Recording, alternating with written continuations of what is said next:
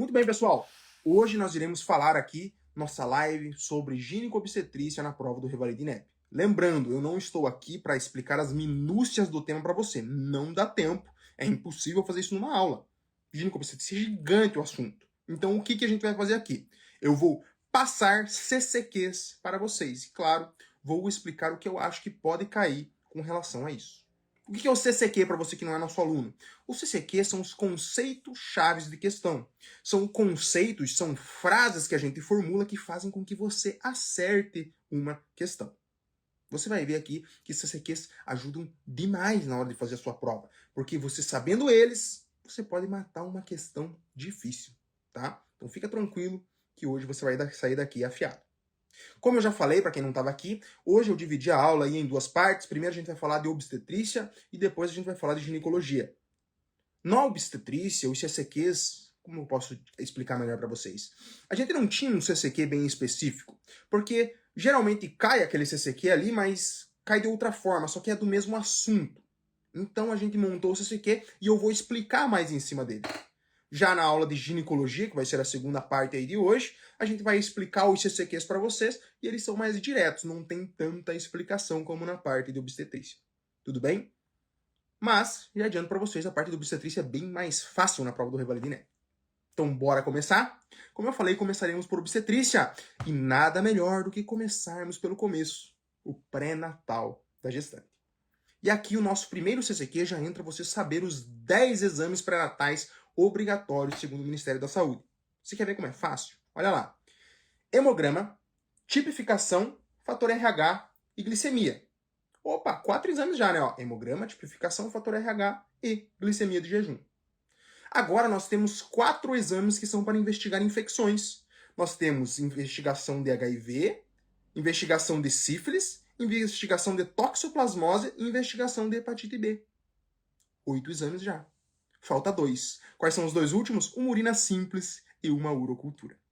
Facílimo, né, galera? Vamos repetir lá então. Hemograma, tipificação e fator RH. Glicemia de jejum. Agora os 4 da infecção, hein? HIV, toxoplasmose, sífilis e hepatite B. E por último, os 2 de urina. Urina simples e urocultura. Não tem segredo, galera. É extremamente fácil esses exames. Dentro disso, eu quero comentar para vocês sobre a toxoplasmose, tá? Toxoplasmose é um assunto aí que costuma cair na prova do Revalida INEP e o que você deve saber basicamente é você saber como funciona teste de avidez, como funciona diagnóstico, como funciona se é suscetível. Quando você pede um teste de toxoplasmose, uma sorologia, ela vai vir o IgM e o IgG para você.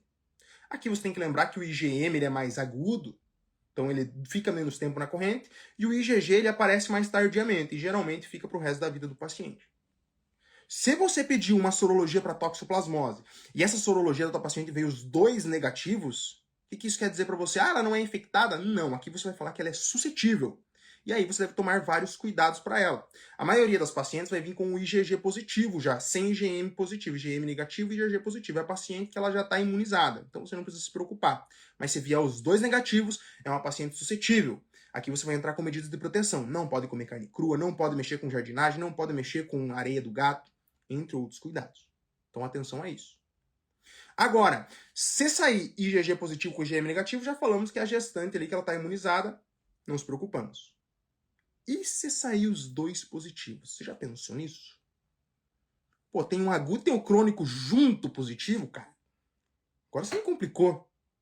Aqui vem o detalhe, que é o que cai na prova do Revalida. Que você tem que conhecer aí as gestantes até 16 semanas e as gestantes com mais de 16 semanas. Se ela tiver menos de 16 semanas, isso pode indicar que foi uma infecção antes da gravidez. Se ela tiver mais de 16 semanas, é uma infecção que ocorreu na gravidez e você já vai iniciar a espiramicina com rastreamento do feto, porque ela já foi infectada durante a gravidez ali. Mas lembra que eu falei com menos de 16 semanas pode ser que foi antes da gravidez? Como que a gente vai saber isso? Aqui que entra o teste de avidez da toxoplasmose. Esse teste da avidez é como se fosse uma amizade.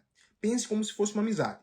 Quem é o seu melhor amigo? Provavelmente seu melhor amigo é uma pessoa que você conhece há muito, muito tempo, galera. É aquele amigo que você nasceu lá no maternal, você já brincava com ele. Essa pessoa é a sua melhor amiga. Provavelmente, né? Claro. Esse teste da avidez funciona dessa maneira. Quanto maior a avidez, maior o tempo que ocorreu essa amizade. Essa amizade aí ocorreu há mais tempo. Isso quer dizer o quê, então? Se nós encontrarmos em uma gestante com 16 semanas um teste de avidez alto, isso nos diz que a infecção foi antes da gravidez, porque já ocorreu há muito tempo. Agora, se esse teste da avidez for baixo, aí a gente não pode afirmar. Ela provavelmente pode ter ocorrido dentro da gestação. Um ponto importante aqui para salientar. Você primeiro pede a sorologia e não pede o teste de avidez junto. Você pede só a sorologia. Você vê os dois positivos que você vai seguir para o teste de avidez. Enquanto você aguarda o resultado do teste de avidez, você já inicia o tratamento com espiramicina para essa gestante. Ok? Então lembra, deu os dois positivos, já pode iniciar a espiramicina enquanto você aguarda o teste de avidez. Mais de 16 semanas, você lembra que já está infectado, você nem precisa pedir teste de avidez. E lembra que o teste da avidez é como se fosse uma amizade. Então é esse. O nosso CCQ número 1 é você saber os 10 anos do pré-natal, e eu complementei aí com a explicação aí um pouco da toxoplasmose gestacional. No nosso CCQ número 2, nós continuamos no pré-natal. E aqui nós devemos saber a quantidade de consultas que o Ministério da Saúde preconiza para as nossas gestantes. O mínimo são 6 consultas. Guarde esse número porque costuma aparecer em alternativas. Então, mínimo. Não estamos falando que é um número que é para ser. O mínimo são 6 consultas. Ok? Num mundo ideal, o que eles preconizam é que as consultas sejam mensais até 28 semanas. De 28 até 36 semanas, essas consultas serão quinzenais, de 15 em 15 dias. E das 37, né, porque nas 36 nós já fechamos, das 37 até o parto, elas serão semanais. Um detalhe importante é você saber que a primeira consulta ela é preferível se for com menos de 12 semanas. Sossegado, né, pessoal? Pré-natal é tranquilo. Saber os 10 exames, saiba o número de consultas, tem esses detalhes da toxoplasmose que eu tenho certeza que você vai acertar a maioria das questões sobre esse assunto. Tome cuidado com toxoplasmose, hein? Também tô com o meu sentido aranha tá apontando aí para toxoplasmose gestacional. Pessoal, continuando dentro da gestação, nós temos que conhecer aqui um pouco agora sobre o diabetes dentro da gestação. Você tem que lembrar que não é apenas de diabetes gestacional que vive o diabetes na gestação, hein? Muita atenção com isso. Inclusive é o que mais cai no INEP, tá? Eles tentam te confundir isso aí. Então vamos lá. O diabetes gestacional ocorre porque a placenta começa a produzir um hormônio que é contrarregulador da insulina, que é o lactogênio placentário. Ok? Se a mulher não tiver um pâncreas tão bom, tão funcionante, tão saudável, ou já tiver uma resistência insulínica prévia, que o pâncreas dela ainda dá conta ali do recado. Mas, durante a gestação, com esse aumento do lactogênio placentário, ele não vai dar conta, não. Aí nós teremos o quadro de diabetes gestacional. Agora, uma mulher pode ter diabetes e vir a descobrir na gestação também. E isso nós dizemos tudo pelos níveis de glicemia que serão encontrados. Lembra que eu falei que lá na nossa primeira consulta de pré-natal a gente vai pedir os 10 exames? O quarto deles era a glicemia de jejum. A partir desse resultado você vai definir a sua conduta durante a gravidez. Isso aqui é importante, porque isso aqui confunde muita gente. Presta atenção aqui. Se o teu paciente tiver uma glicemia de jejum de 92 até 125, 92 já é, hein? 92 até 125, você pode falar que ele tem diabetes gestacional. Ela, né, tem diabetes gestacional. Se o teu paciente tiver uma glicemia de 126 para cima, opa. Isso aqui não é diabetes gestacional, não. Isso aí é diabetes pré-gestacional. Ficou claro? Então esse valor da glicemia de jejum do primeiro trimestre é extremamente importante para você. 126 para cima já é diabetes pré-gestacional, não é diabetes gestacional. E 92 até 125 é diabetes gestacional. Ok, e se for menos de 92? Daí não tem diabetes, não tem mais problema, né? Segue aí e vamos ver o que vai dar. Não. Calma aqui. Esse ponto é o que confunde muita gente. Quando nós temos um resultado menor do que 92... você tem que saber que com 24 a 28 semanas, você deve realizar um teste oral de tolerância à glicose, com 75 gramas lá de glicose. E aqui, nós fazemos uma medida em jejum, basicamente, e uma pós-prandial 2 horas. Na medida de jejum, é a mesma coisa que nós citamos no primeiro trimestre, os mesmos valores. 92 a 125, faixa diagnóstica de diabetes gestacional. 126 para cima, diabetes pré-gestacional. Agora, se for nos testes de 2 horas, os valores mudam um pouco. E aqui é um pouquinho chatinho, mas é bom você conhecer. Não aparece tanto também, mas é bom você conhecer. No teste oral de tolerância à glicose, com 2 horas de medição ali, se tiver entre 153 e 199 essa glicemia da paciente, ela está com diabetes gestacional também. Se tiver de 200 para cima, é diabetes pré-gestacional. Ok? Então lembra disso. Se saiu normal no primeiro trimestre, tem que realizar esse teste oral de tolerância à glicose com 24 a 28 semanas. Também conhecido como TOTG. É o famoso TOTG. Não esqueça desse detalhe. Mais uns detalhes importantes sobre diabetes gestacional. Não aumenta a taxa de malformações, tá? Não aumenta a taxa de malformações. O diabetes gestacional. O pré-gestacional, sim. Mas o gestacional, não. Foram feitas pesquisas, muitos estudos, e elas têm a mesma taxa de malformação que uma gestante sem diabetes, sem nada. Então, não aumenta essa taxa. Outro problema. Muitas vezes essas mulheres, o INEP gosta disso, né? Colocar lá uma mulher que já é diabética, e ele coloca para você que ela usa uma medicação. Ela usa metformina. Se você for em alguns pronto-socorros aqui no Brasil, ou até mesmo no país que você se formou, você vai ver que a metformina já é utilizada para gestante. Mas, segundo o Ministério da Saúde, não é uma droga aceita. Então, a única droga que você pode utilizar durante um diabetes na gestação, quando necessário, porque a maioria vai ser com conduta conservadora, mudança de estilo de vida, alimentação, exercício físico. A única droga que você pode utilizar é a insulina. Ministério da Saúde é isso, tá? O Ministério da Saúde é assim, ó. Ele demora a aceitar as condutas mais novas. Então, muito cuidado com isso. Não aceita metformina ainda. Tudo bem? Lembra também das taxas de malformações. Isso daí adora cair. O INEP tá adorando pegadinha. Isso não é uma pegadinha, galera. Eles vão lá colocar: o diabetes gestacional aumenta as taxas de malformação dos bebês dessas mulheres. E aí você vai lá e marca essa alternativa. E não, ela é incorreta, pessoal. Ela não aumenta, tudo bem? Fácil, né? Diabetes gestacional é sossegadão. Saber essas medidas aí, você sabendo isso, você vai matar a maioria das questões sobre esse assunto.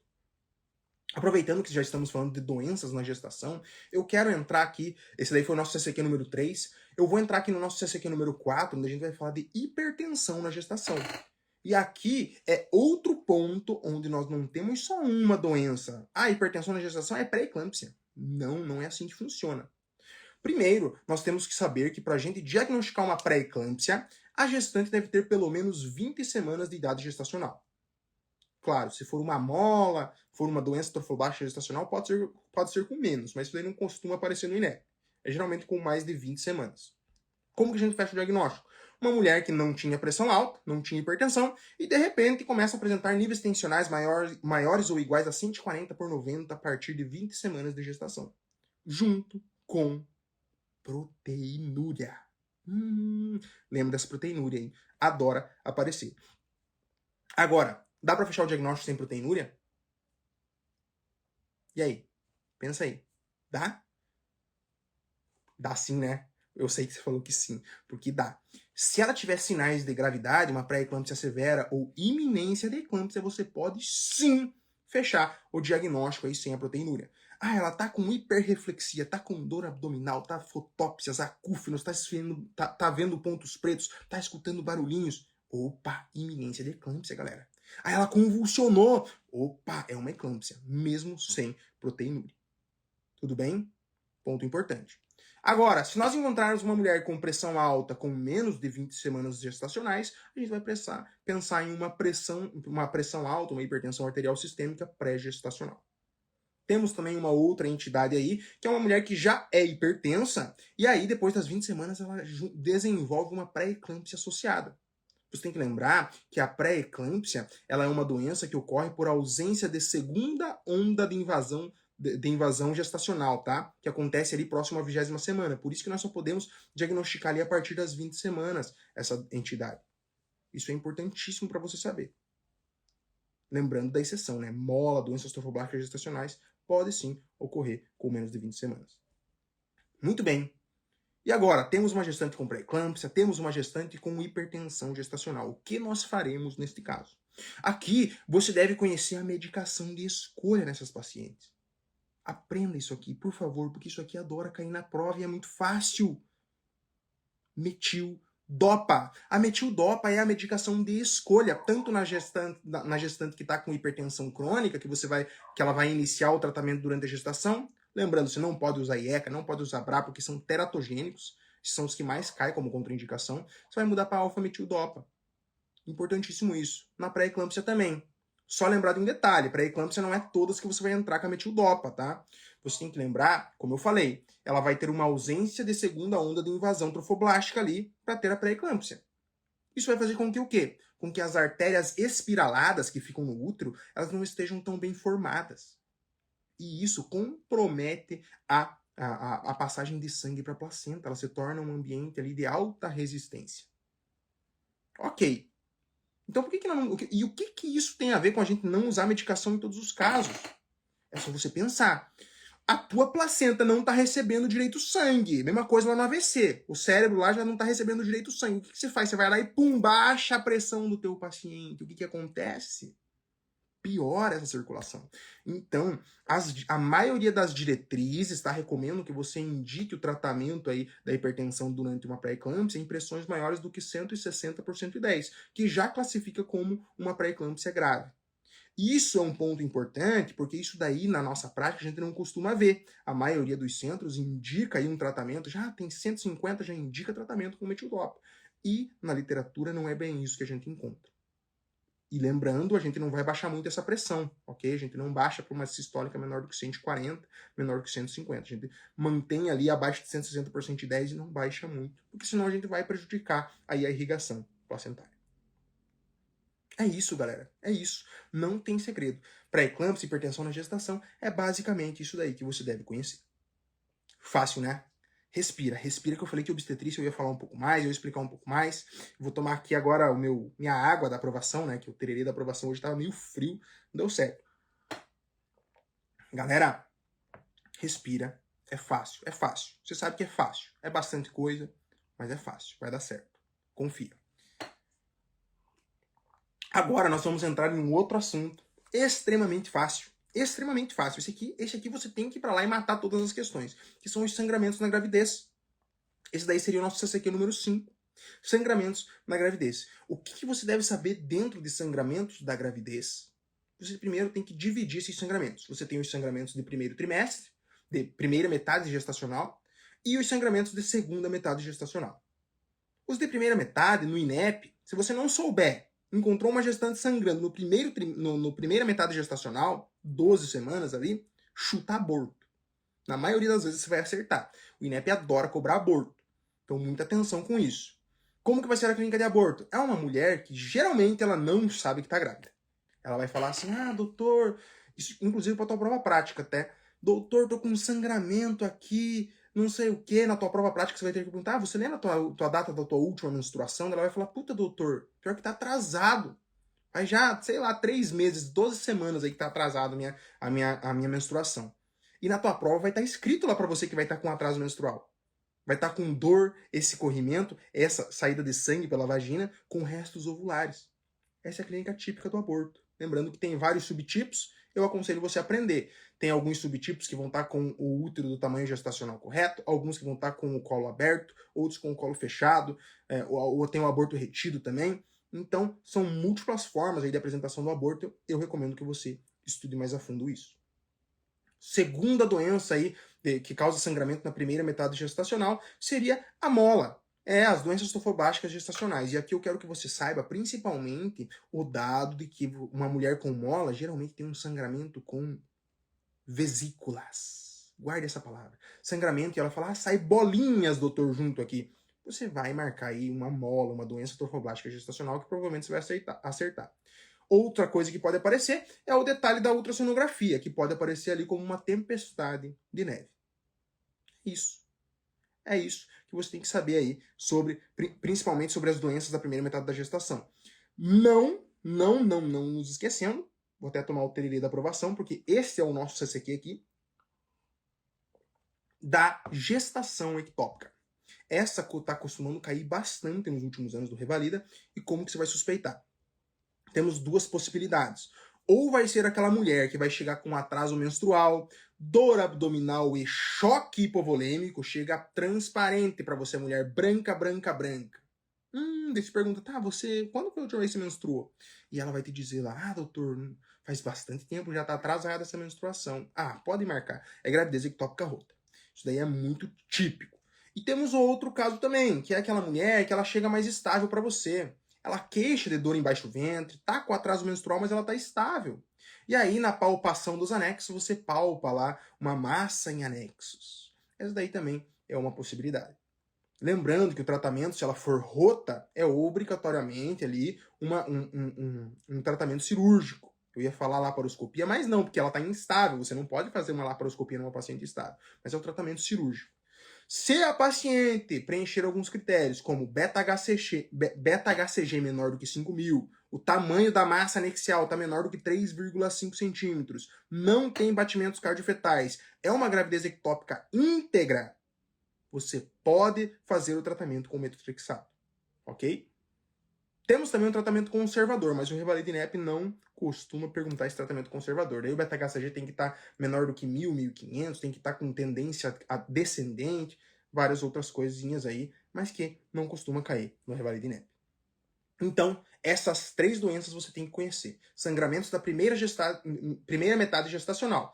Aborto, mola ou doença trofoblástica gestacional e, por último, a gravidez ectópica. Saiba isso que vai te matar em muitas questões. Partimos agora para a segunda metade da gravidez, onde nós temos mais 3 sangramentos também. Olha como é simples, tem 3 da primeira metade e 3 na segunda metade. Não tem segredo aqui, galera. Na segunda metade, nós temos um que costuma não aparecer, que é a ameaça de rotura uterina ou a rotura uterina consumada. Basicamente, é uma mulher que vai ter lá o sinal da ampulheta no útero dela, vai ter distensão de ligamentos redondos, pode ter um sangramento vaginal, mas o principal detalhe é que ela vai estar com uma hipertonia uterina e o útero em formato de ampulheta. Essa daí é a ameaça de abortamento. Depois de um tempo, se continuar nessa situação de ameaça de abortamento, pode consumar a rotura, onde nós vamos ter aí um alívio imediato dessa dor da paciente, que ela vai estar com muita dor nessa fase anterior. Temos um alívio. Nós temos aí um útero agora que não está mais em formato de ampulheta, você não consegue mais observar o útero, e a palpação aqui da barriga da mulher, você vai sentir partes fetais. Claro, com ausência de batimentos fetais já nesse momento, porque o feto vai a óbito. Essa daí é uma rotura uterina consumada. É isso que costuma cair de rotura uterina. Então não se preocupe muito com isso. Bem simples. Agora, essas outras duas que eu vou falar aqui são extremamente importantes e são muito tema Pareto de prova, são muito CCQs isso aqui. Você saber diferenciar uma placenta prévia de um desprendimento prematuro de placenta. Cai todo ano, inclusive caiu na prova prática. Isso daí cai muito, você tem que conhecer. E como nós vamos fazer essa diferenciação?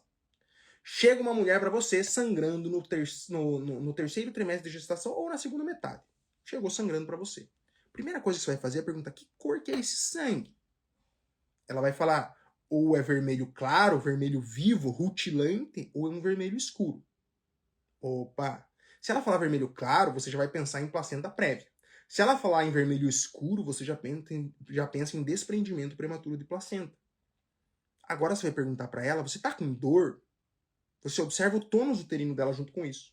Se ela não tiver com dor, não tiver com nada, só tá com aquele sangramento, você vai pensar em placenta prévia. Se ela tiver com hipertonia uterina, dor uterina, tetania uterina aumentada, opa, aqui é desprendimento prematuro de placenta. E por que é tão importante a gente diferenciar essas duas doenças? Porque em uma, nós não podemos fazer o toque vaginal na placenta prévia. Você não pode fazer toque em placenta prévia. E o diagnóstico dela é dado por meio da ultrassonografia transvaginal. Sim, é transvaginal, tá? A ultrassonografia você não pode fazer o tato. Já no desprendimento prematuro de placenta, o diagnóstico é, clínico. Clínico, tá? Você não vai pedir ultrassom, você não vai pedir nada. É clínico. Você viu que é uma mulher com sangramento escuro, tá com tetania uterina e hipertonia uterina? É DPP, pessoal. Não pensa outra coisa. Nas duas, a gente pode resolver a gestação. A placenta prévia, se for um sangramento leve, a gente pode segurar mais um pouco. A DPP, não. A DPP, pelo Ministério da Saúde, E na prova tua do INEP não complica as coisas, é resolução da gestação. E aqui é resolução mais rápida, do jeito mais rápido que você puder. Quer saber uma dica para você acertar essas questões aí do que você fazer com uma DPP? Você vai pensar assim, ó. Olha essa dica. Tá com dilatação 10? Opa, pode ser parto vaginal. Não tá com dilatação 10, é cesárea. Ok? Nas suas questões você acertar praticamente todas com esse macete. Então, DPP, resolução imediata da gestação. Tá com dilatação 10?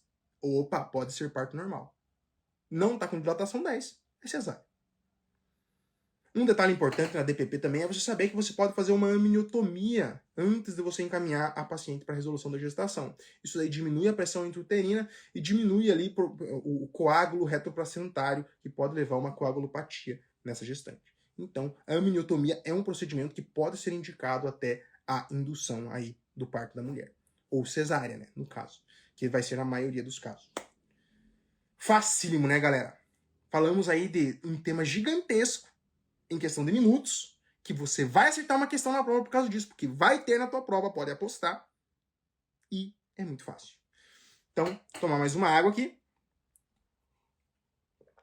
Pessoal, tá tranquilo, né? Respira. Sempre que for mudar de tema, vamos respirar, tá? Respira, senão vocês não vão guardar. Então, ó, respira. Respira fundo, beleza? Toma uma aguinha aí e vamos continuar aí com obstetrícia. Nosso CCQ número 5 seria sobre gravidez ectópica, tá? Mulheres com gravidez ectópica tendem a cursar com sintomas de dor abdominal, atraso menstrual e sangramento genital, que é o que a gente já falou aqui. Entrando no nosso próximo CCQ, a gente vai entrar em manobras de Leopold. Quem nunca fez uma manobra de Leopold, né? Eu lembro, meu internato, na minha rotação lá de gineco-obstetrícia, era praticamente só obstetrícia que a gente tinha, a gente fazia 50 Leopolds por dia. A gente fazia o dia inteiro Leopold. E você tem que saber, para a tua prova teórica isso aqui, você tem que saber um pouquinho ali da descrição. Você lembra das 4 manobras? Pensa aí. Não é difícil, né? Mas tem alguns detalhes que a prova gosta de cobrar. Por exemplo, a primeira manobra, a primeira, a segunda e a terceira manobra, na verdade, você faz virado para o rosto da paciente. Ela vai estar deitada, você faz virado para o rosto da paciente. A quarta manobra é um pouco diferente, você faz virado para os pés da paciente. Detalhe importante, que pode aparecer como pegadinha também. Na primeira manobra, nós vemos o fundo uterino e geralmente vemos ali a situação do feto. É longitudinal, é oblíquo, é transverso? Que parte ocupa esse fundo uterino aí da paciente? Na segunda manobra, nós colocamos as nossas mãos aí, a palma das nossas mãos aí, nas laterais do útero da mulher. E a gente vai verificando ali qual parte está o dorso da criança. Lembrando que é uma parte mais dura, mais simétrica, ali não é tão assimétrica, com a parte das mãozinhas e dos pezinhos. Então, sentiu o dorso, é dorso direito, é dorso esquerdo. Na terceira manobra, nós colocamos a mão lá embaixo, lá na mulher, e nós vemos qual parte do feto está encaixado lá no estreito inferior. Então, é a cabeça, é as nádegas do feto, é o ombro, e aqui a gente sabe a apresentação do feto. E por último, que é a quarta manobra, que é a mais diferentona, olhando para o pé da gestante, você vai ver os graus de encaixe ali. Você vai tentar enfiar teus dedos ali e ver o grau de encaixe desse bebê. Ela é mais útil ali no trabalho de parto, realmente, mas pode ser feita também durante o pré-natal. Fácil, né? Manobras de Leopold.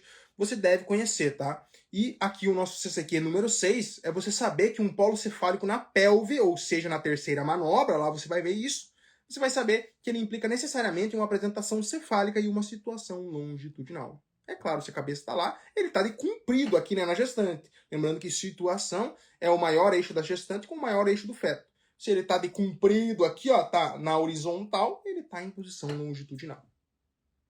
Fácil, né? Esse daí foi bem tranquilo. Indo agora aqui para esse tema, pessoal, eu vou tomar aqui. Pensem que é o tererê da aprovação isso aqui, porque isso daqui eu acho que vai cair. Eu acho com muita força que vai cair isso aqui. Porque isso aqui é uma atualização que nós tivemos, tá? Galera, HIV na gestação. E nós vamos aproveitar e fazer um gancho já lá para neonatal também. HIV na gestação, o que você deve saber? Primeiro, você deve saber se você vai indicar o parto vaginal ou tem que ser cesárea obrigatoriamente, e se você vai indicar o AZT para gestante na hora do parto ou não. Isso são 2 números diferentes. Não se confunda aqui, hein? Para você indicar o parto vaginal, o número mágico é 1000, que é a carga viral que você vai detectar do vírus. Então, se a carga viral for 1000, é o número mágico para você. Por quê? Se for maior do que 1000, você não pode fazer parto vaginal. Se for menor do que 1000, você pode fazer parto vaginal. Fácil, né? Não tem segredo, não complica. É isso. Parto é com 1000. Maior do que 1000, você não pode indicar parto vaginal. Menor do que 1000, você pode. Acabou. Agora, vem cá. Quando nós falamos de AZT, aí muda, não tem nada a ver com 1000. Aqui tem a ver com carga viral detectável ou indetectável. Se a carga viral for indetectável, o AZT está indicado até a hora do parto, pelo menos 3 horas antes. For detectável, desculpa, o AZT está indicado. Se a carga viral for indetectável, ou seja, você não tem vírus, é um bom pronóstico para uma paciente com HIV isso. Você não precisa fazer o AZT nela. Claro, essa carga viral aí é a partir de 34 semanas. Então você tem que fazer uma medida lá com 34 semanas para você definir isso. Tá? Então ficou claro, pessoal? 1000 é o número para você decidir se é parto vaginal ou cesárea. E carga viral detectável ou indetectável é o número para você decidir se você vai fazer o AZT ou não. Ok. Isso daí é o nosso CCQ número 7, tá? Você tem que saber isso daí. Agora, galera, quais são as atualizações que você deve conhecer? São atualizações meio chatinhas, porque foram nas medicações utilizadas no HIV. Primeiro, você tem que lembrar que o paciente com HIV, o tratamento base dele vai ser feito com tenofovir, lamivudina e dolutegravir. Esse é para todo paciente aí que você vê, esse é o tratamento base. Na gestação, a gente tinha algumas medicações diferentes, porque o dolutegravir não poderia ser utilizado. Mas isso mudou. Isso mudou, galera. Isso mesmo. As gestantes, agora a partir de 12 semanas gestacionais, podem fazer o uso aí dessa terapia. Elas vão fazer então o tenofovir, lamivudina e dolutegravir. Facilitou nossa vida, né? Quase, quase, porque menores do que 12 semanas você não pode usar o dolutegravir em si. E aí você vai substituir ele por efavirenz se não tiver mutação, tá? Não decore o nome da mutação, pense só que é uma mutação, porque é um nome bem difícil, tá? Então, se não tiver mutação, você substitui dolutegravir por efavirenz. E se tiver mutação aí nas menores de 12 semanas, você vai substituir aí ele por atazanavir, ritonavir. Facílimo, né, galera? Não tem segredo. Então lembra lá, as mesmas 3 drogas, se for maior do que 12 semanas, eu acho que isso é o mais provável de cair, vai ser feito tanto na gestante como nos pacientes não gestantes. Aí podem ser as mesmas 3 drogas. Tenofovir, lamivudina e dolutegravir. Fechou. Vamos puxar um gancho agora lá para HIV no neonatal, transmissão vertical. Antes você tem que lembrar que a gente fazia azidovudina. Se fosse de alto risco, a gente fazia nevirapina. Agora mudou completamente essa situação. Primeiro, você tem que classificar se ele é um bebê de alto risco ou baixo risco. Alto risco é muito fácil, tá? Alto risco seria aquele bebê, a mãe chegou para você lá no 3º trimestre, em trabalho de parto, nunca fez nenhuma consulta pré-natal, você mandou um teste rápido para ela e deu positivo para HIV. Opa, essa paciente não faz uso de TARV, essa paciente não tem carga viral que a gente saiba, ela pode ter uma carga viral detectável, muito provavelmente. Opa, essa paciente é uma paciente que vai nascer um bebê de alto risco. E é típico de INEP, parece que eu tô vendo lá uma questão. Gestante chega para você em trabalho de parto e teste de HIV dá positivo. Ai, o que você vai fazer aqui nessa criança? Então, vamos lá. Se chegou assim, é uma criança de alto risco. Se chegou uma criança onde a mãe fez todo o pré-natal, segue TARV certinho, que é a terapia antirretroviral, tá com carga viral indetectável, nunca abandonou a TARV, pessoal, esse bebê vai ser de baixo risco, galera. Não complica as coisas, tá? Pensa no geralzão, não tenta decorar todos os critérios que você não vai conseguir. É muita coisa. Então pensa no geralzão aí. Imagina um paciente chegando para você, tá? Imagina um paciente assim, pô, chegou agora, não tem TARV, não tem nada. Cara, é alto risco. Beleza? Então dividimos aí baixo risco e alto risco. Os de baixo risco, a gente vai fazer somente uma medicação ainda, que é o AZT, que era como era antes, tá? Então você vai fazer zidovudina por 28 dias. Agora, nas pacientes de alto risco, que a brincadeira vira outra. Porque aqui agora nós temos 3 medicações para a gente indicar para esse paciente.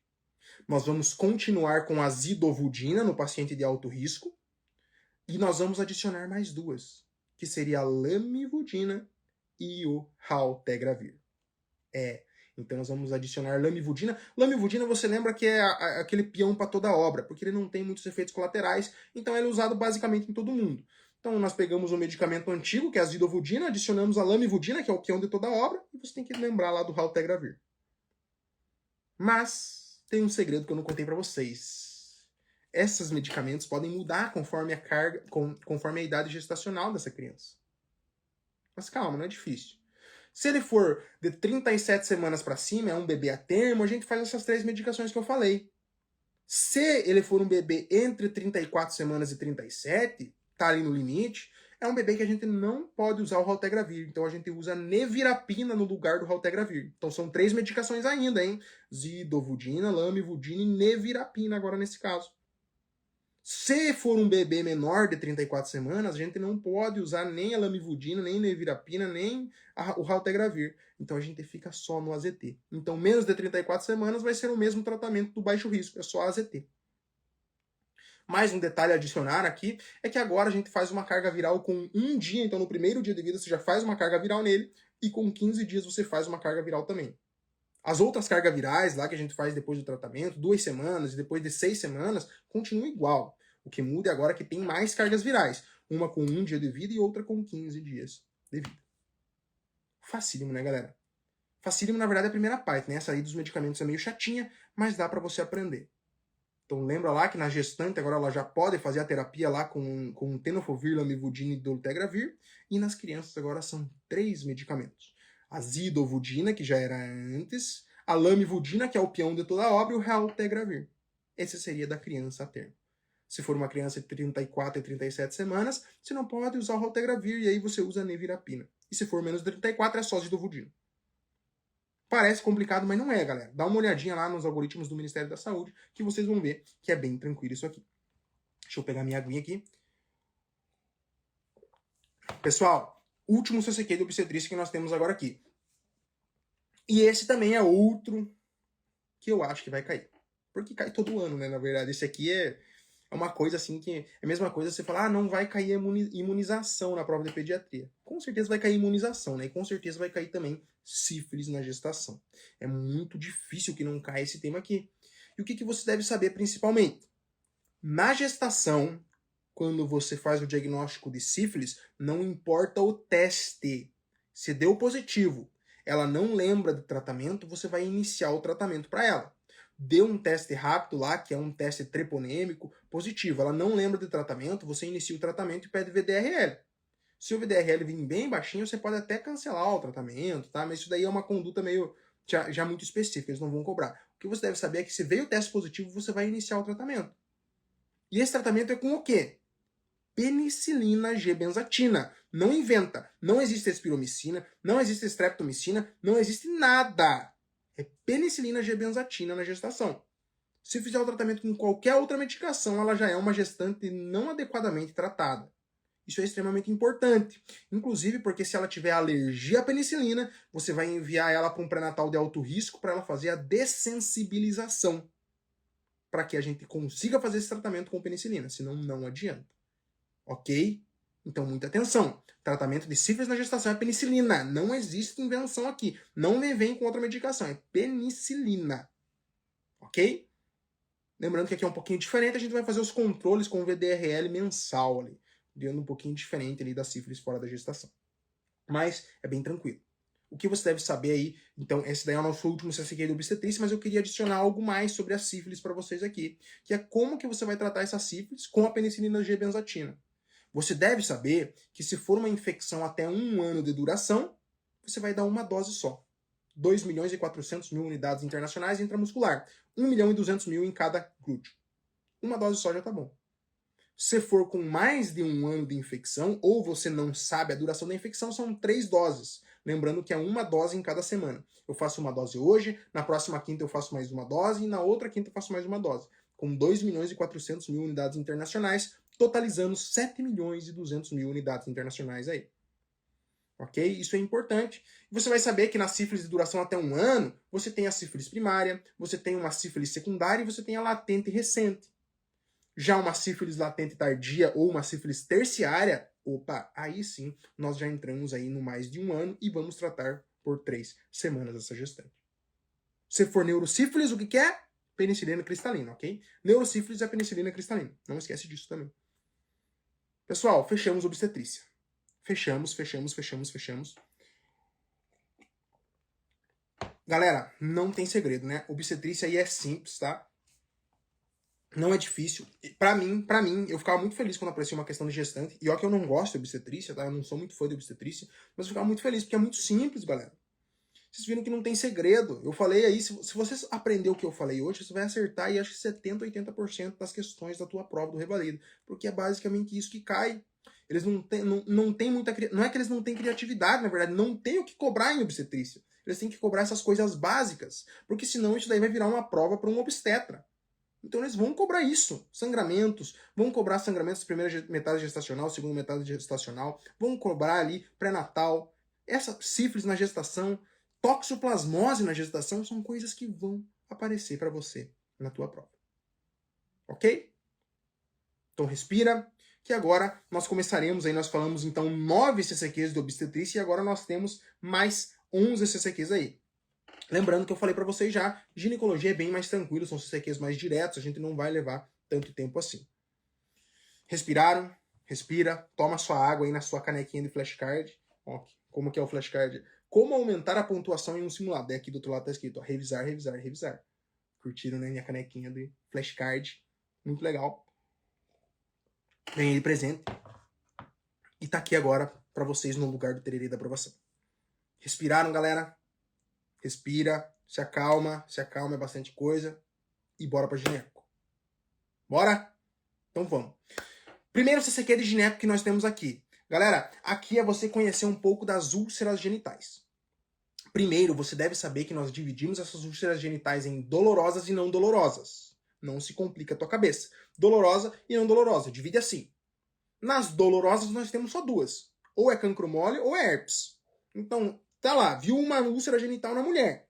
Tô vendo uma úlcera lá, ó. Dói? Dói. Opa, então é cancro mole ou é herpes. Se eu olho, é um fundo todo sujo, purulento, bordas irregulares. Galera, isso é cancro mole. Agora, se eu vejo várias vesículas, úlceras rasas, uma dor que é mais uma ardência, isso é herpes. Não tem segredo. Se ela for dolorosa, é muito fácil. Se ela for não dolorosa, a tua principal hipótese vai ser aqui uma sífilis primária. Que lembra que você trata com uma dose só de penicilina, e não esquece disso. Sífilis primária. Como você vai ver isso daí? É um cancro duro, também é chamado de úlcera bonita. Você vai ver então uma úlcera de bordes elevados, fundo limpo e não dolorosa. Temos mais duas entidades aqui também nas úlceras não dolorosas que não costumam aparecer tanto, que é a donovanose, tá? Nós temos, e também temos o linfogranuloma venéreo. Esse linfogranuloma venéreo ele pode ser lembrado porque ele fistuliza os linfonodos em bico de regador. Isso daí pode aparecer para você, mas a donovanose é mais difícil. Talvez apareça até no algoritmo do Ministério da Saúde lá que tem para úlceras genitais, onde qualquer úlcera ele manda você tratar tanto o cancro mole quanto a sífilis primária, tá? Então você vai usar penicilina e azitromicina para você tratar essa úlcera. E se é uma úlcera que dura muito tempo, aí você vai fazer o tratamento para donovanose, que basicamente você vai fazer um pouco mais de tempo essa azitromicina. Tranquilo, né, galera? Isso daí é tranquilo. E o nosso CCQ número 10 é sobre a herpes genital, que é você tem que saber a caracterização das lesões, que são lesões vesiculares, com bolhas, com vesículas, que podem se romper e formar úlceras rasas. E que, dentro desses pacientes, eles podem ter sintomas sistêmicos juntos, principalmente durante a primo-infecção. E nesses casos, você pode utilizar aí um medicamento antirretroviral, não, um medicamento antiviral, nesse caso. Fácil, né? Aciclovir, né? O nome do medicamento, esqueci de falar. Tranquilo. Vamos para o nosso CCQ número 11 aqui, que agora, esse tema aqui é importante tanto para ginecologia, como para a tua prova de preventiva, como para a tua prova prática, como para você conversar com as tuas tias, como para você conversar com as tuas primas, conversar com todo mundo.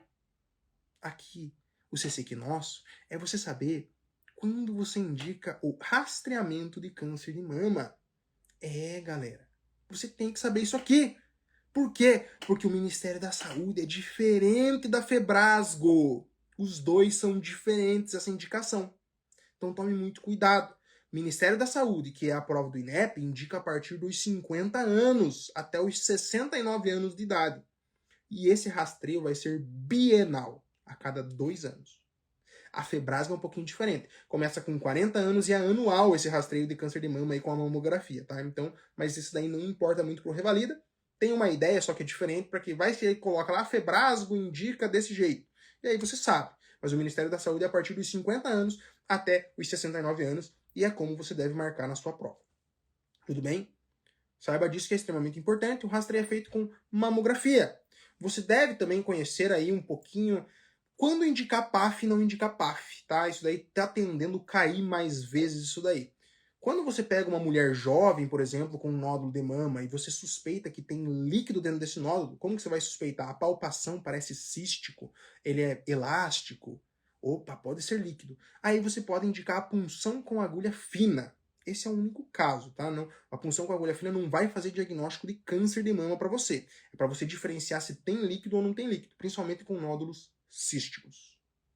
Outro ponto importante é você saber também mais ou menos as características do fibroadenoma, que vai ser aquele nódulo elástico, bem móvel na mama da mulher, é mais comum em mulheres mais jovens. Então esses daí são achados mais benignos. Tudo bem, galera? Então, rastreamento do câncer de mama, tem uma noção ali da punção com agulha fina, ela não é para diagnóstico de câncer de mama, ela é para você ver líquido. Isso daí está costumando cair cada vez mais nas suas provas. Então, esse é o nosso CCQ número 11, é você saber que o rastreio do câncer de mama é pelo Ministério da Saúde a partir dos 50 anos de idade até os 69, e ele é feito de maneira bienal. Não é bianual também, é bienal. Bianual é 2 vezes por ano. Bienal é a cada 2 anos. Fechou? Vamos pro próximo. Agora, esse CCQ número 12 é uma coisa meio chatinha de você saber, mas tem costumado cair na prova do Revalida INEP. É a descrição de um cisto ovariano. Saiba, tá? Isso aqui é básico, tá? Mas saiba a base, pelo menos, disso aqui. Se for um cisto muito grande, maior do que 8 centímetros, é um cisto com debris, é um cisto com digitalizações por dentro, tem septações esse cisto. Opa, galera, pensa em algo maligno, tá? Agora, se for um cisto simples, é uma mulher de baixa idade, pessoal, isso daí vai ser um cisto, pode ser um cisto ovulacional da menstruação, tá, que as mulheres têm, um cisto da ovulação ali que a gente tem, cisto lúteo, temos também o cisto dos primeiros 14 dias ali, tá? Então tem esses 2 cistos que são benignos, totalmente benignos, mas se for uma mulher mais idosa, com essas descrições aí que eu citei, um cisto muito grande, tem debris, tem loculações, fique muito atento. E lembre-se que nesses casos você não indica uma biópsia transcutânea, é cirurgia direto. Se você fizer uma biópsia, você transforma automaticamente esse cisto em metastático, tá? Esse câncer, se for um câncer de ovário, em metastático. Então, a biópsia é feita por cirurgia e você vai retirar ele inteiro da mulher. Então, não existe biópsia transcutânea de um cisto ovariano. Muito cuidado com isso. Sobre cisto ovariano é isso, tá? Então, saiba, esse é o CCQ número 12, você saber essas características de malignidade do cisto ovariano. Pessoal, agora nós vamos entrar em outro assunto aí que é muito gostoso, né, até da gente trabalhar. Eu adorava quando caiu uma questão aí de vulvovaginite. Porque nós temos 3 vulvovaginites que são as mais importantes. A primeira é a vaginose bacteriana, que é uma das que mais aparece. Depois nós temos a tricomoníase e por último a candidíase. Vaginose bacteriana é aquela paciente que vai chegar para você e vai falar: doutor, não aguento mais, eu tô fedendo, doutor. Quando eu tomo banho piora, no ato sexual piora, é um cheiro de peixe podre. Isso daí é altamente demarcante de uma vaginose bacteriana. Lembrando que aqui nós não temos inflamação da vagina da mulher nem do colo. É simplesmente uma secreção que tem a coloração branca acinzentada com cheiro de peixe podre. Essa daí é a vaginose bacteriana. O tratamento é com metronidazol. A tricomoníase costuma confundir um pouco com a vaginose bacteriana. Mas aqui o sangramento é mais esverdeado. Ele tem mau cheiro também aí, um odor fétido. Mas aqui a presença de bolhas, tem muitas bolhas. E além dessa coloração esverdeada e presença de bolhas, nós teremos aqui sinais de inflamação vaginal. O típico, olha aqui, pega essa dica, hein? Pega essa dica. Você leu lá na tua questão uma mulher com corrimento.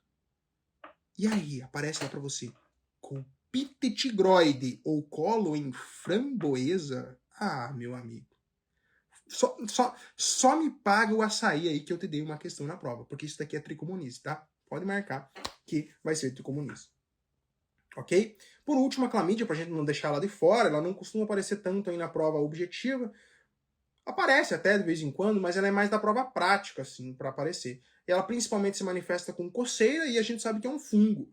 E o principal achado vai ser aqui o queijo cottage, ou queijo coalhado, tá? Que é o aspecto da secreção desculpa, clamídia não, pessoal. Clamídia não. É Candida albicans, tá? Candidíase, confundi o nome. Então a candidíase é um fungo e a gente vai observar principalmente ali uma secreção em queijo cottage, leite coalhado. Tratamento aqui vai ser miconazol ou unistatina tópica, ou você pode utilizar fluconazol via oral, por exemplo, que é em dose única, inclusive. Mas, na gestante, não está permitido o tratamento por via oral, só tratamento por via tópica, com miconazol ou unistatina. É isso sobre vulvovaginite. Esse é um assunto muito tranquilo. Saiba principalmente essas três. Tem algumas derivações, tá? Tem algumas que são mais chatinhas, mas essas três são as que mais aparecem. Você sabendo ela, você vai matar a maioria das questões sobre o assunto. Se quiser dar uma complementada, dá uma olhada nas outras que tem lá, tá? Tem algumas vaginites ali que são muito semelhantes à candidíase, tá? Tem a vaginite também da senilidade, que pode te confundir um pouco, então tome cuidado com isso. Vamos agora então para o nosso CCQ número 14, e esse daqui é um CCQ extremamente importante que cai todo ano e é importante também para a tua prova prática. Você ter uma noção aí das contraindicações dos métodos anticoncepcionais. Eu não vou estar citando aqui muito de outros medicamentos, porque o principal que cai é o anticoncepcional via oral combinado. É esse o que mais aparece. O que você deve saber? Mulheres fumantes com mais de 35 anos, mulheres com cefaleia com aura, mulheres com antecedentes de trombose. Esses são todos contraindicações ao uso de anticoncepção oral, que são umas das mais importantes. Mas o Revalida gosta de inovar nisso aqui. E ele gosta de colocar algumas drogas aí utilizadas na psiquiatria. Principalmente aí que ele gosta de colocar a fenitoína. É uma delas, tá? Então essa fenitoína também é uma contraindicação, porque eles utilizam ali o mesmo citocromo para fazer a metabolização e não dá muito certo você usar as duas juntas. Tudo bem? Não saiba o nome do citocromo, que não costuma cair, mas saiba que a fenitoína é uma droga que não pode ser utilizada junto com o anticoncepcional oral combinado. Tem outras? Com certeza. Se você quiser dar uma olhada, procura lá. Remédios que são contraindicados utilizar durante o uso de anticoncepcionais orais combinados, que vai aparecer para você bem fácil, tá? Não adianta eu ficar falando 500 nomes para vocês aqui, senão a gente vai perder muito tempo e vocês não vão aprender. É impossível você aprender comigo falando aqui. Você não retém quase conteúdo com isso. Então, anote tudo e vai estudar depois, galera. Senão vocês vão esquecer tudo que eu tô falando, hein? Anota. Muito bem. Nosso CCQ número 15, agora a gente continua na gineco e vamos falar um pouquinho sobre DIP. O que cai de DIP no Revalida? Primeiro, o que costuma cair é o quadro clínico geral, que você deve saber que DIP vai ser aquela mulher que tem relações sexuais sem camisinha, muitas vezes com múltiplos parceiros, tá? E aí ela chega para você com uma queixa de febre, dor em abdômen inferior, tá com secreção aí também pela vagina, tá com leucorreia. Opa, acenda o sinal. Isso provavelmente é DIP. É claro, nós temos os critérios maiores, menores, temos os critérios lá que fecham no diagnóstico somente com a presença de um deles, como a visualização de endometrite pela laparoscopia, mas o importante é você saber aqui principalmente os critérios maiores e menores. Nos maiores nós temos 3 dores. Ó, o Instagram tá me notificando que vai fechar a live, galera. Depois eu abro de novo. Então, nos critérios maiores, nós temos que pensar nas 3 dores. Dor em baixo ventre, uma dor à palpação dos anexos e dor à manobra de Frankel, que seria a dor à mobilização do colo. Então temos 3 dores de critérios maiores. Como critérios menores, aí nós temos vários critérios pequenininhos. Ah, presença de leucorreia, presença de febre, VHS, PCR elevadas. Ah, então são vários critériozinhos aí menores que podem te ajudar no diagnóstico. Você sabendo aí pelo menos a febre e as 3 dores, você vai acertar a maioria das suas questões. Lembrando, tratamento de DIP é feito com antibiótico terapia, ok? Não é feito, então, com outro tipo de medicação, ação anti-inflamatória, não. Antibiótico terapia é o principal tratamento para DIP. E lembrando algumas indicações de cirurgia. Vou perguntar para você agora uma coisa, hein? Uma mulher chega para você com DIP e tem um abscesso tubo-ovariano. Você indica cirurgia para ela ou não? E aí, pensa um pouco. Não, né, pessoal? Você não indica, porque abscesso tubo-ovariano íntegro não é indicação de cirurgia. É apenas que você vai tratar ela em regime de internação com antibiótico terapia. Se for um abscesso roto ou tiver um hemoperitônio, opa, aí sim nós vamos indicar cirurgia. Tudo bem? Então é isso sobre DIP. Você vai acertar uma questão por causa de mim agora. Você quer ver?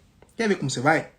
Os nossos próximos 3 CCQs aqui, o 16, o 17 e o 18, eles falam sobre Papa Nicolau, que é um tema que você tem que dominar. Sim, você tem que dominar Papa Nicolau. Primeiramente, você tem que saber a indicação. Nós vamos indicar para todas as mulheres que já tiveram início de atividade sexual a partir dos 25 anos até os 64 anos. E os intervalos, como funciona? Primeiramente, nos primeiros 2 anos, os intervalos são anuais. Então, com 25 e 26 anos, ela vai fazer. Se os 2 resultados forem normais, aí a gente começa a fazer um rastreio trienal a cada 3 anos. Ok? Então lembra aí desse intervalo, 25 até os 64, primeiro os 2 são anuais, depois a gente vai fazer trienalmente. É isso que cai no Revalida? Cai também, mas o que mais cai é você saber mais ou menos o manejo dos resultados. E aqui é muito fácil, pessoal, não se confunda, tá? Não se confunda, vem comigo, presta atenção aqui, ó. Se você encontrar um HSIL, que seria uma neoplasia intraepitelial de alto grau, tá? Ou você encontra células glandulares ali no teu Papa Nicolau, um AGC, isso é direto para colposcopia, não importa a idade. Mesmo que você tenha indicado antes de 25 anos que é errado, você vai indicar colposcopia, tá? Então, HSIL, ou seja, uma neoplasia intraepitelial ali de alto grau e AGC, colposcopia. Não pensa 2 vezes. Agora que complica um pouco. Se for um LSIL ou uma neoplasia intraepitelial de baixo grau, essa é fácil ainda. A partir dos 25 anos, você vai indicar aí uma repetição do Papa Nicolau a cada 6 meses, até você ver se normalização, ou se permanecer ali, você vai indicar colposcopia. Mas é 6 meses o intervalo de repetição desse Papa Nicolau. LSIL, hein? Baixo grau. L de low. Agora complica, né? Você já sabe do que eu tô falando. Eu sei que você sabe. Eu tô falando do ascus. O ASC-US. O pavor de muita gente. Muita gente tem pavor do ascus. Mas não é difícil, pessoal. Não é difícil. Ó, vem cá. Se você fez um Papa Nicolau com menos de 25 anos e encontrou um ascus, você fez errado, tá? Você não deveria fazer o Papa Nicolau em primeiro lugar. Mas você vai repetir esse exame em 3 anos. Tá? Então, menos de 25 anos, você vai repetir só em 3 anos. Fica tranquilo. Agora, se começou lá na data certa da mulher, 25 anos, se começou o Papa Nicolau dela, e você fez o Papa Nicolau e saiu ascus, opa, você tem que repetir esse Papa Nicolau antes um pouco. Então, saiu um ascus numa mulher que tem entre 25 e 30 anos, você vai repetir esse Papa Nicolau em 1 ano. Saiu agora ascus em uma mulher que tem mais de 30 anos, você vai repetir em 6 meses. Então a principal comparação aqui é entre o LSIL, que é o baixo grau lá, e o ascus. Isso daí que confunde muita gente. Se for LSIL, você com mais de 25 anos, você já indica a repetição em 6 meses. Se for ascus, é com mais de 30 anos que você vai indicar essa repetição em 6 meses. De 25 a 30, a repetição é em 1 ano. Fechou? Nós matamos 3 CCQs aqui. 3. Você quer ver? Ó, eu vou mostrar para vocês. O CCQ número 16. Saber que diante do achado de células escamosas atípicas, que é o ascus, em citopatológico de paciente maior ou igual a 30 anos, o exame deve ser repetido em 6 meses. Opa, acabamos de falar isso, hein? Isso daí vai você matar a questão. Quer ver o próximo? É o CCQ número 17. Saber que o achado de lesão intraepitelial escamosa de baixo grau lá que eu falei, o LSIL, em citopatológico de paciente com 25 anos ou mais, possui indicação de repetir o exame em 6 meses também. E por último, nós vamos falar do HSIL, quer ver, ó? Saber que o achado de lesão intraepitelial... saber que a indicação diante de lesão intraepitelial de alto grau, HSIL, e uma colposcopia com achados maiores é a essérese de zona de transformação. Então achou HSIL, mandou para colposcopia. Teve achados maiores na colposcopia, isso daí seria o quê? Neovascularização, mosaico grosso, tá? Essas daí são as duas principais que mais aparecem. Tem também a epitélio aceto branco, que gosta de aparecer, tá? Então, mosaico grosseiro. Esses aí são os que mais costumam aparecer ali na tua colposcopia. Então, você achou esses achados aí de alta incidência de malignidade, você pode indicar uma essérese da zona de transformação. Tudo bem? Esse daí é o nosso aqui. Então, nós somamos um pouco ali o que a gente tinha falado, que a HSIL você vai indicar colposcopia. Nós somamos ali que se tiver achados maiores na colposcopia, você pode indicar essérese. Fechou, galera? 3 CCQs aí com 5 minutinhos que nós explicamos os achados do Papa Nicolau. Facílimo isso. Você não pode errar. Não pode errar. Se ficou com alguma dúvida, manda mensagem aí no final, ou manda mensagem aqui em cima também, que eu vou responder para você, porque você vai matar essas questões do Papa Nicolau lá na tua prova. Nossos 2 últimos CCQs são muito simples, galera. Aqui a gente já vai terminar, tá? Rapidinho. O CCQ número 19 é você saber que a infertilidade, ela não é algo da pessoa, ela é algo do casal. Então, mesmo que chegue uma mulher com queixa de infertilidade, lembrando, pelo menos 1 ano de tentativa com relações sexuais sem uso de método anticonceptivo, tem que ter pelo menos 1 ano, tá? Então, chegou uma mulher com essa queixa de pelo menos 1 ano de relações sexuais aí e tá infértil, e o marido dela tem filho do casamento anterior. Então não precisa investigar o marido, né?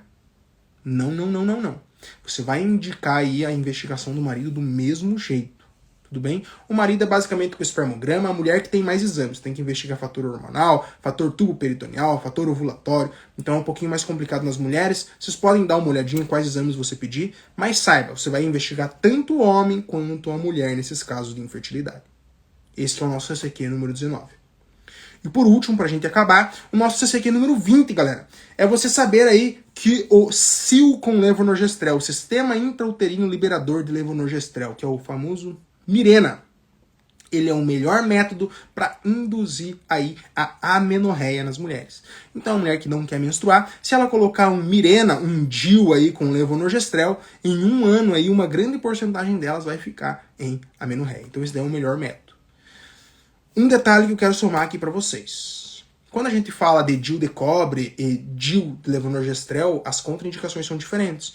O DIU de cobre, ele costuma aumentar a dismenorreia, que é a dor durante a menstruação, e também aí costuma aumentar o fluxo menstrual da mulher. Então, mulheres com aumento de fluxo e dismenorreia, a gente não põe DIU de cobre. Se a mulher se a mulher tiver alguma alteração uterina, alguma malformação, algum mioma muito volumoso, isso é contraindicação tanto para o Mirena quanto para o DIU de cobre. Tudo bem? Então, muita atenção, hein? A dismenorreia, excesso de sangramento na menstruação, ele é um transtorno aí que contraindica DIU de cobre, mas não o Mirena. Inclusive, o Mirena pode ajudar nesses casos, que é o DIU com progestágeno. Tudo bem? Fechamos, galera?